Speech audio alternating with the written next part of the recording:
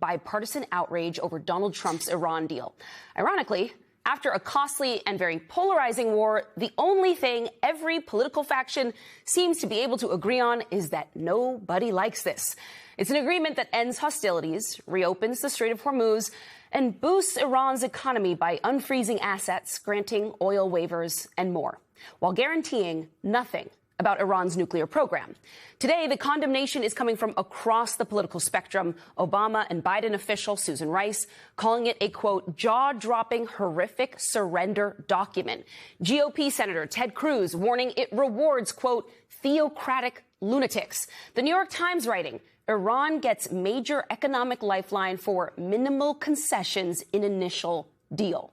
Quote, Iran emerged from a confrontation with the world's most powerful military, having proved they can use economic chaos as a weapon. Axios pointing out that Trump initially demanded total surrender, the full dismantlement of Iran's nuclear program, no enrichment, no ballistic missiles, and a say in picking Iran's supreme leader. Trump got absolutely none of the above.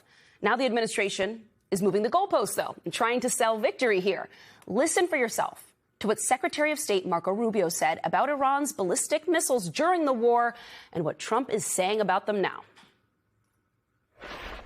The purpose of this is to destroy that missile capability. Why does Iran want that ballistic missile capability? Can I follow up quickly on something you said in the press conference? You said you don't mind Iran having ballistic missiles. Can you elaborate on that? I want to make sure we understand your position. No, I'm saying that if other countries have them, it's a little bit unfair for them not to have some. Mind you, this was one of the administration's top objectives for this whole war. But now, never mind, it would be unfair to deny Iran ballistic missiles. And this about-face, it is not going over well. The conservative Wall Street Journal editorial board, writing that Trump signed a, quote, recipe for the surrender of the Strait of Hormuz to the dictates of Iranian foreign policy. The conservative Drudge Report showing Lady Liberty herself covering her face with her hands in shame. The Times digging into the way the deal is driving a rift among Republicans. History demonstrates that giving billions of dollars to theocratic lunatics who want to murder us is an exceptionally bad idea. Unless you were homeschooled by a day drinker, no one's confident that Iran's going to do anything. $300 billion, obviously a lot of money. Who's paying this money and why? Why would they do this? If we give billions of dollars to Iran, that money will be used to murder Americans. I didn't believe it. I thought somebody was spoofing me. The idea that we would have effectively a Marshall Plan for Iran and come in and rebuild Iran after they've been the leading state sponsor of terrorism for 47 years. They've murdered nearly 1,000 Americans. I don't think that makes any sense. Yesterday, Trump said if the deal with Iran goes south, quote, blame JD. It sounded like a joke, but today the administration sent Vance to face questions from the press all by himself.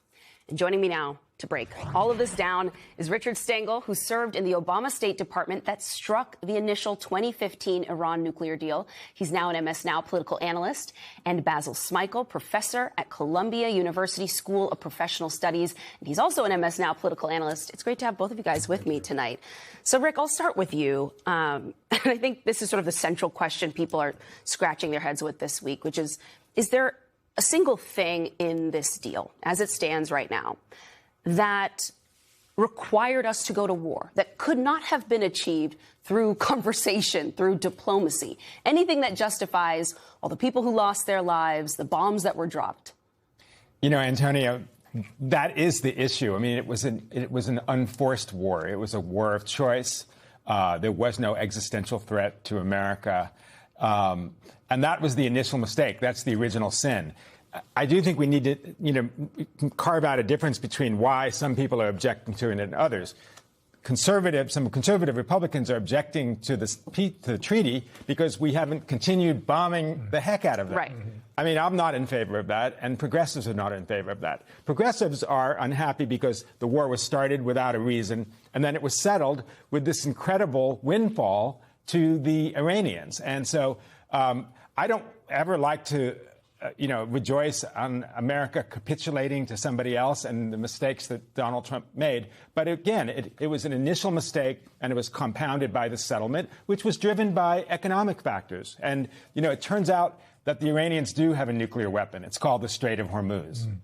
Basil, how do you see Republicans now dealing with this mess that the president has put out? They're obviously reacting very publicly, but they are going to have to go back to their constituents and answer for the fact that 13 Americans have died. Yep. More than 3,000 Iranians died. That doesn't even include people in Lebanon. And as we are finding out here, Lebanon is very much a front in this war. The military spent nearly $30 billion. Some analysts actually have it higher than that. And this has cost the U.S. economy $132 billion. If you're a Republican and you go to a constituent and they're asking you about all this, what do you even say? Well, if, on the one hand, you would say, believe in your president.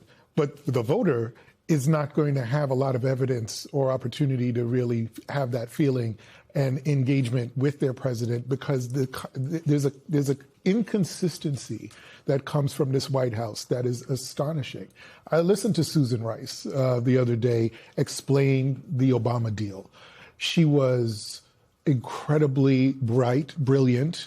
It was smart. It was evidence-based. It was thoughtful. It's exactly what you would want to hear from an administration, everything that this administration is not.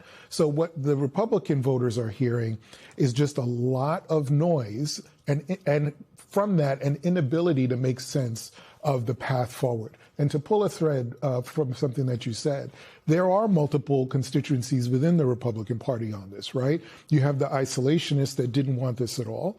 You have some populists who want America to be strong, want the president to be strong, so they don't like the fact that there seems to be some capitulation here. And then there were others that would probably want him to do so much more damage, right? And one of the points that you made in the tease is that they wanted a say in who becomes the next leader. Mm-hmm. That sounds like regime change to me. And when you bring that to the voter, right, particularly his base, who was largely isolationist, they're going to be like, wait, we didn't sign up for this.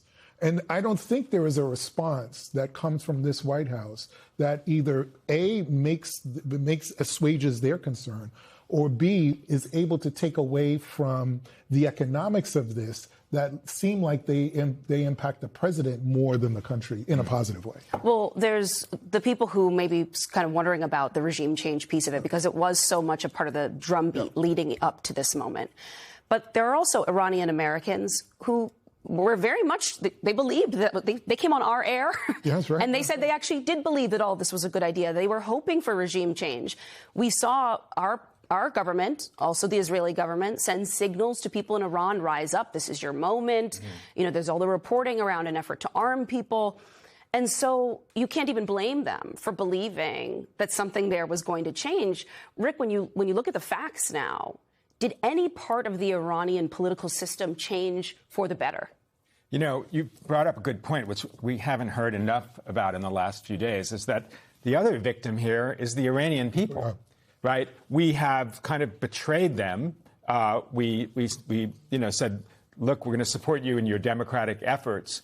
And what has happened, and this always happens when a country is bombed from afar, is that the very conservatives band together. And so the Revolutionary Guard now is even more conservative than it was before. And so it's put the Iranian people in an impossible position.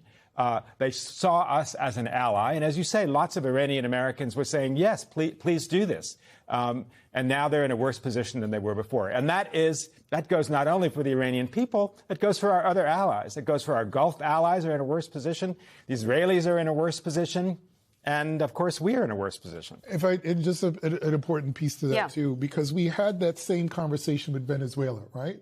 That, yes, you had a lot of Venezuela Americans that were saying, you know what, the guy was bad, he should probably go. And so they were cheering what the president did. That's all well and good. But the question is, how many more of these conflicts will America enter into haphazardly or half-assed, right? How often are we going to be able to do that and still focus on what's happening here at home? Well, I can tell you, as someone with family living in Cuba, they are watching everything that's happening in Iran very, very closely right now. And there is a community here in the United States, of course, that seems to believe that what could happen there would be just as simple as what happened in Venezuela. And even while that is cleaner sort of on the surface, the reality is the Venezuelans don't have democracy either. No elections yet. Delcy Rodriguez was a crook, too. She's now running the place. She's elevated a guy who used to torture people into a key position in the government. I mean, the idea that we've really done regime change there hasn't quite worked out either. And in the agreement, I mean, it was kind of it's amazing to read the agreement. In the agreement, we also say, we're not going to meddle in your affairs. We do, right. yeah. Right. No. We've already, Trump has already betrayed that, but, What do you make of J.D. Vance in this moment? And just, I mean, the messaging he's done. He's been on this media tour blitz. Part of that's because he has a book out. The other part of it is it seems like Trump and Marco Rubio have kind of shoved him out there. Like, you clean this mess up.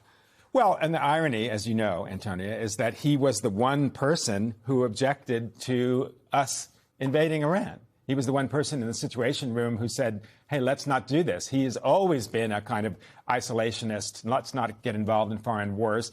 He's being a good soldier. He's being a good soldier because he wants to have the endorsement of Trump when he runs for president. But it's a complicated position for him to be in.